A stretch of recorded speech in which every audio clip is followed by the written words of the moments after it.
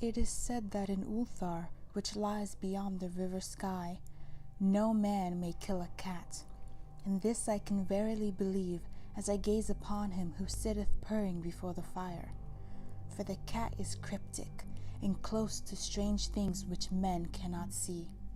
He is the soul of antique Aegyptus, and bearer of tales from forgotten cities in Meroe and Ophir. He is the kin of the jungle's lords, and heir to the secrets of hoary and sinister Africa.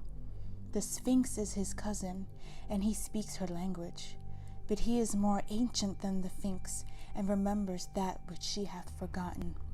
In Ulthar, before ever the burgesses forbade the killing of cats, there dwelt an old cotter and his wife, who delighted to trap and slay the cats of their neighbors.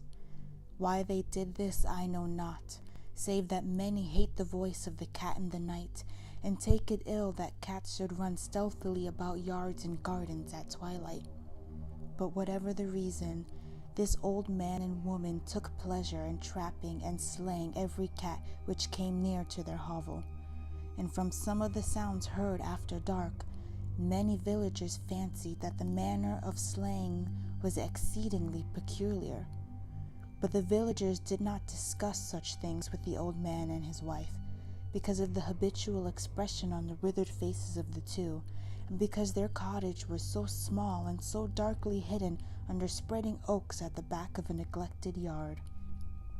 In truth, much as the owners of cats hated these odd folk, they feared them more, and instead of berating them as brutal assassins, merely took care that no cherished pet or mouser should stray toward the remote hovel under the dark trees.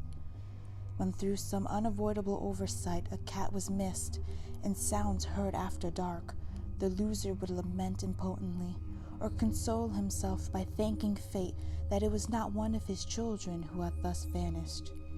For the people of Ulthar were simple, and knew not whence it is all that cats came first. One day a caravan of strange wanderers from the south entered the narrow cobbled streets of Ulthar. Dark wanderers they were, and unlike the other roving folk who passed through the village twice a year. In the marketplace they told fortunes for silver, and bought gay beads from the merchants.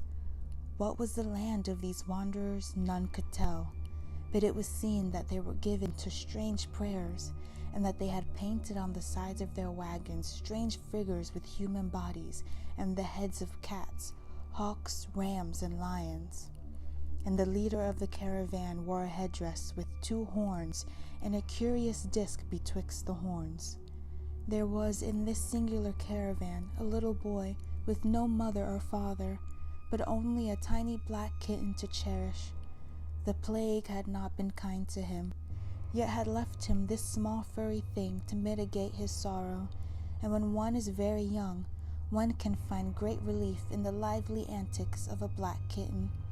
So the boy whom the dark people called Menez smiled more often than he wept as he sat playing with his graceful kitten on the steps of an oddly painted wagon.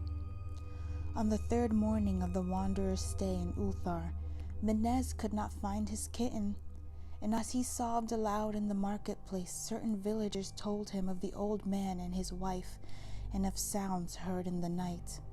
And when he heard these things, his sobbing gave place to meditation, and finally to prayer.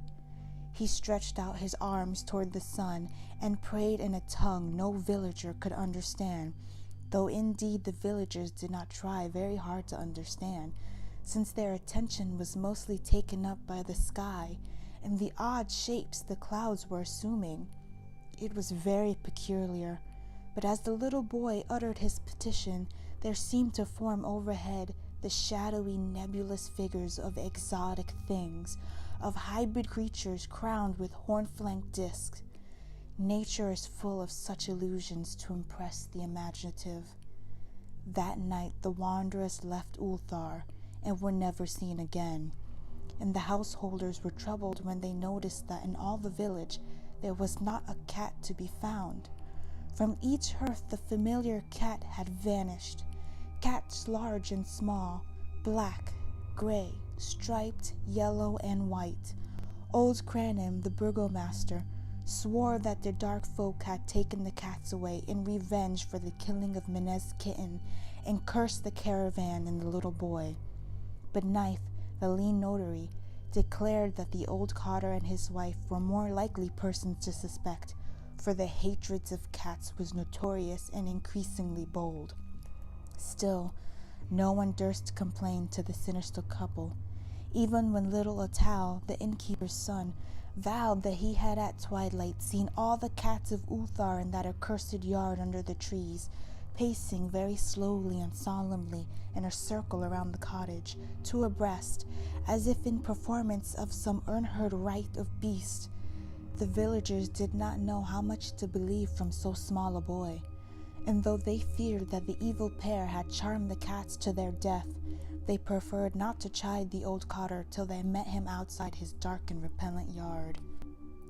So Ulthar went to sleep in vain anger, and when the people awakened at dawn, behold, every cat was back at his accustomed hearth, large and small, black, gray, striped, yellow, and white, none was missing.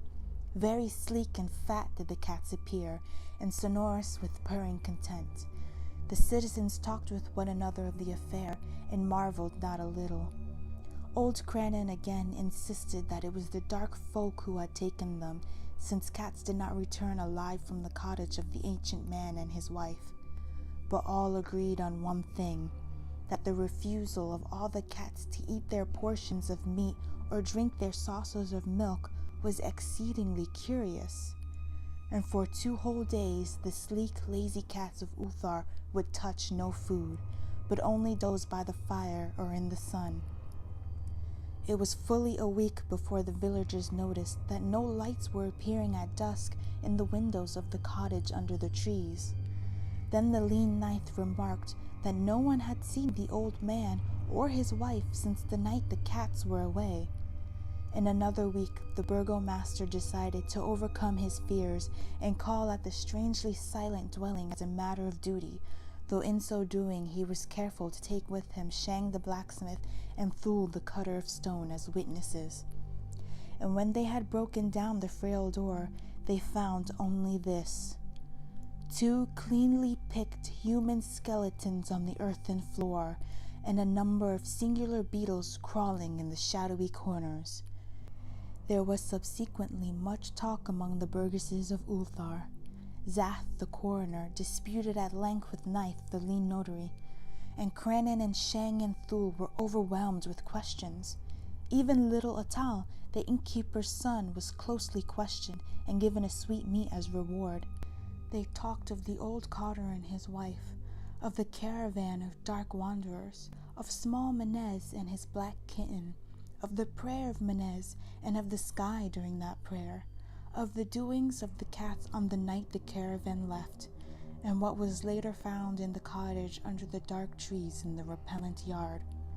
And in the end the burgesses passed that remarkable law which is told of by traders in Hafeg and discussed by travelers in Nair, namely, that in Ulthar no man may kill a cat.